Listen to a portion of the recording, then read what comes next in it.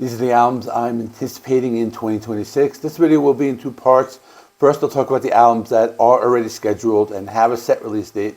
Then afterwards, I'll make some predictions of some bands I think will be releasing something in 2026. So let me get into it. On January 9th, there are only two albums I'm anticipating. One's the self-titled album from Alter Bridge. The other is the new album from Beyond the Black. Let me start with Alter Bridge because I know they are a very popular band. For some reason, they never really clicked with me that much, but I'm going to give them another chance. Maybe this will be the year that I get into them because I like the previous bands that came before Alter Bridge. This album already has 3 singles that were released, so I decided to listen to all of them, and now let me give you my thoughts on them. The first song I listened to was called Playing Aces. It's a good rock song. I like the main guitar riff played by Mark Tremonti. The song has some pretty catchy hooks. It was a pretty decent song. The next song I listened to was called What Lies Within. This was pretty good. It had a very catchy rock sound, but also some underlying heavy guitar riffs. This was a little more laid back than Playing Aces, but still a good track. I felt it had more of an alternative rock sound as well. The third song I listened to was called Silent Divide. This was probably the best of the 3. I thought it had the best guitar riff and a darker tone, which I liked. I also liked the chugging guitar sound, and the song was also melodic, probably my favorite vocal performance by Myles Kennedy out of the 3 songs.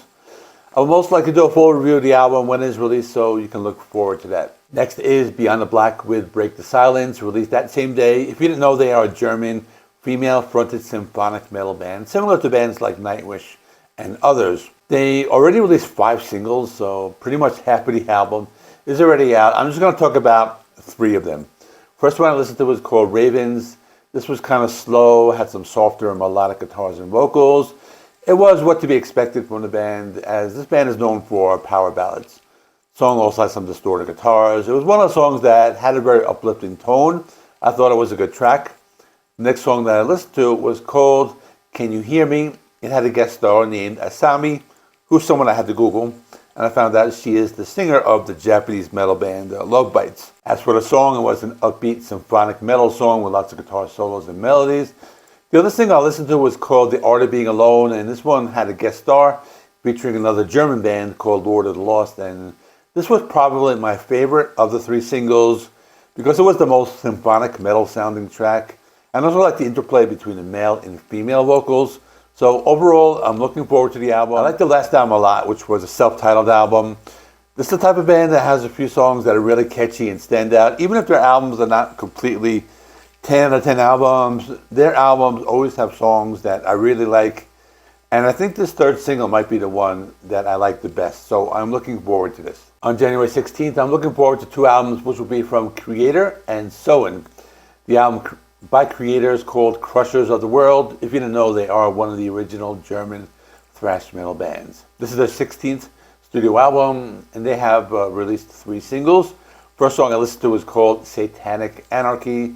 Sounds like what they have been putting out for the past 15 years or so, ever since Hordes of Chaos. It's heavy thrash metal, but with a melodic edge, and that's really what the song sounds like. Next single was a song title in German called Tränen Palast. This has a female extreme metal vocalist named Britta Gortz, and another good one. It sounded kind of like melodic death metal with thrash, maybe something like Arch Enemy. Third song I listened to was called Seven Serpents. This was a fast-paced and aggressive song showing the more extreme side of the band, but also some melodic touches. I thought Seven Serpents was the best of the 3 singles. Overall, I am looking forward to this. I'm expecting another solid, modern Kreator album. Next is the band Soen, and the new album is called Reliance. It's one of those bands that I'm not a major fan of, but I have listened to their last 2 albums. They play a style of music. It's like a cross between Tool and Opeth. They released 3 singles, so let me talk about them. First one I listened to was called Discordia. This was a slow and atmospheric song with lots of peaks and valleys. I like the drumming during the quieter parts of the song, and there were some really crushing guitar riffs during the heavier parts as well, and some proggy keyboards. This was really good, much better than I was expecting. I also listened to a song called Mercenary, which was a heavier progressive metal song with some cool guitar riffs. This also had that heavy and light balance like the previous song. This was another one that was pretty good. The third song that I listened to was called Primal. This one had some heavy guitar riffs, mixed with some softer sections. And this album might be one of my unexpected favorites of January. I'm interested in hearing the entire album because I really liked the first 3 singles. On January 26th is the big one with Megadeth and their self-titled album. I'm not going to say much about this right now because I will be part of a panel on an episode of Is It That Bad on the Chill Dude on the Couch's channel. All I can say right now is that the first 3 singles were kind of cheesy, with Tipping Point being the best one. That's all I'm going to say for now. I will probably do a re-ranking of Megadeth after it comes out, including the new album, so you can look forward to that as well. The only other album being released that day is an album by Poppy. Her albums can be hit or miss. I like the last one, which I believe came out late 2024. She released a few singles, so let me talk about them. The first one was called Guardian. It's not too bad. Has a sound similar to the band Spiritbox with a very modern production and some heavy metalcore style guitar riffs. She only did clean pop sounding vocals in this one. I was expecting harsh vocals or screams, but this song did not have them. But the next song I listened to was called Blue Sky, and this was what I liked. It was very metalcore sounding, had harsh vocals, had the screams, and also had clean vocals. Another one reminded me of Spiritbox. Third song I listened to was called Unravel. This one had a very electronic and industrial sound. It wasn't too bad, but it sounded more like a pop song. It was mostly clean vocals, but she let out some harsh vocals towards the end of the song. Out of the 3 songs, I liked Blue Sky the best. I'm not sure about this one. I'll probably do a full review, but I'll see how the album sounds as a whole. On February 6th, there are a few albums. First, from a band called Carnival. I've listened to them in the past, and this is their 4th album called In Versus, and the first album in 13 years. I listened to 3 of their singles. They are a progressive metal band, similar to the band Soen, which I talked about before. First song I listened to was called Opal. Very laid back, very dreamy song. I think it was good, but it was just okay. And it got a little better as the song progressed. Next song I listened to was called Aosora. This one was a little weirder, has some interesting sounds made with the guitars. I thought this might have been a little better than the last one. It had more heavy riffs and kind of what I remember from this band. I also thought it was a little catchier and had parts of the song that reminded me of the band Tool, which was how I remember this band, as they've always sounded a little similar to the band Tool. Third song I listened to was called Drone. This was different. It kind of had that post-punk type of vibe. The song was pretty trippy as well. I have to listen to the whole album to make a proper assessment of this, as it's the type of music that requires repeat listens. So at this time, I'm not sure about this one, but I will probably review it either as a short review or a long review. Also on February 6th is German industrial band KMFDM with Enemy. I reviewed their 2 previous albums from 2024 and 2022. The band has released a lot of albums. This will be their 23rd album. This band is one of the original industrial bands on the scene, and they've been around since the 80s. They had one single called Oubliette. The song was pretty good. Typical industrial metal song with some thrashy guitar riffs, techno, and electronica sounds, and some sound bites. The song was pretty much what I was expecting from this band. I'll probably do a review, as I have reviewed the 2 previous albums. And the same day is Mayhem with Liturgy of Death. I've never listened to this band, but I have to give them a shot. All I know is the first album in 7 years. There were 2 singles released from the album, so let me talk about them.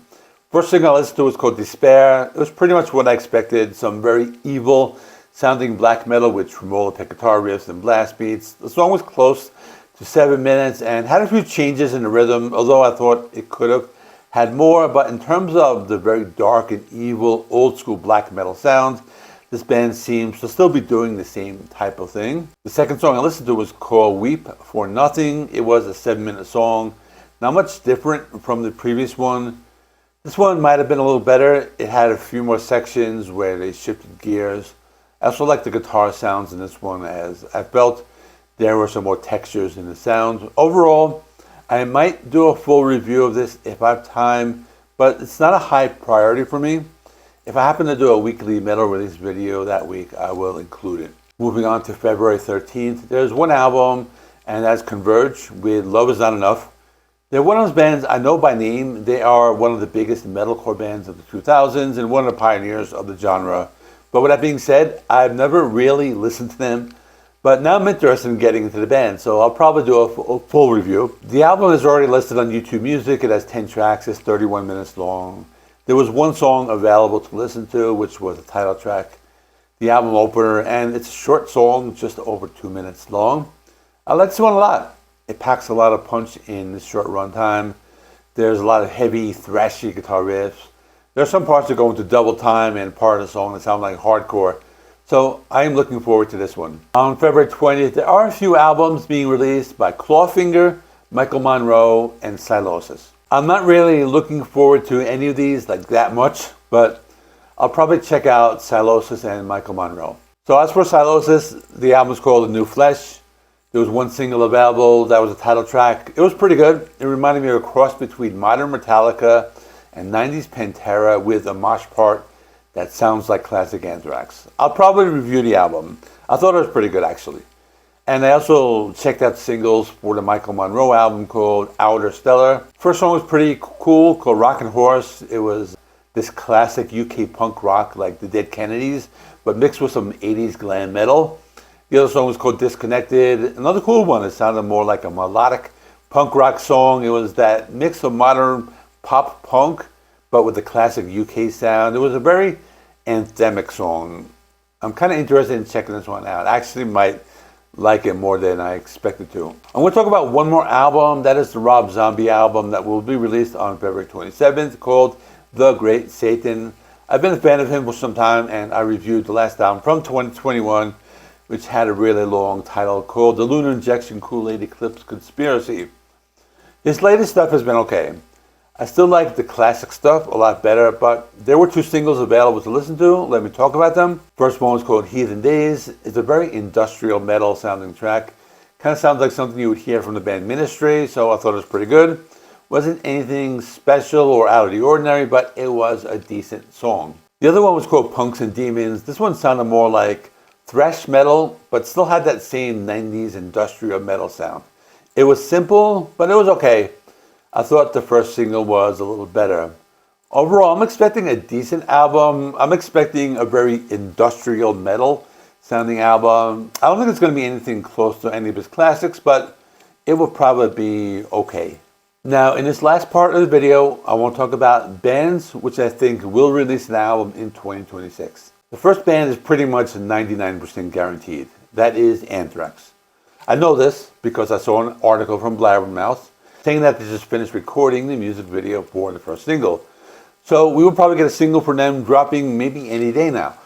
I'm definitely looking forward to this, as it's been about 10 years since their last album. Now for these next bands, I don't have any definitive evidence there will be an album, but it's what I'm expecting. I think the first one will be Dangerous Toys. I know they released something at the end of December, which was a compilation of demos from previous sessions from over 30 years ago.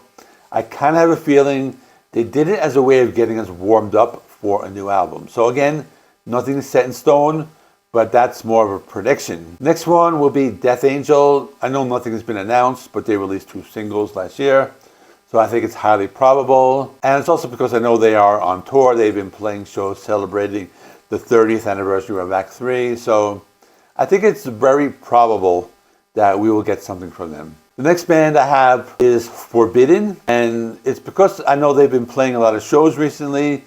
They released 1 single last year, and supposedly they've been working on new material, so I think it's another one that will be highly probable. And also because a lot of thrash bands from the 80s are making comebacks, everyone from Coroner to Dark Angel, so I think this one is very probable. Next one I think is highly probable is Gojira, only because it's been 5 years since their last album, and because they received a lot of attention after playing the Olympics, so you would think they would want to ride that wave. But so far, I don't think anything has been announced. Here's another one I think might actually come out, and it's from the band Malaya Rage. And I'm mentioning them because I know they recently reunited, and I think they want to make a comeback. And actually read a press release saying that they are working on something. So I think this one is very highly probable. They are an old 80s thrash band, if you remember Kill to Survive from back in the day. That was actually one of my favorite thrash albums when I was younger. So I'm looking forward to this. I really like this band. I like that first album. So hopefully they will release something. And I have one more, which is, I think, about 99% probable. That is Metal Church. Only because they have a completely new lineup.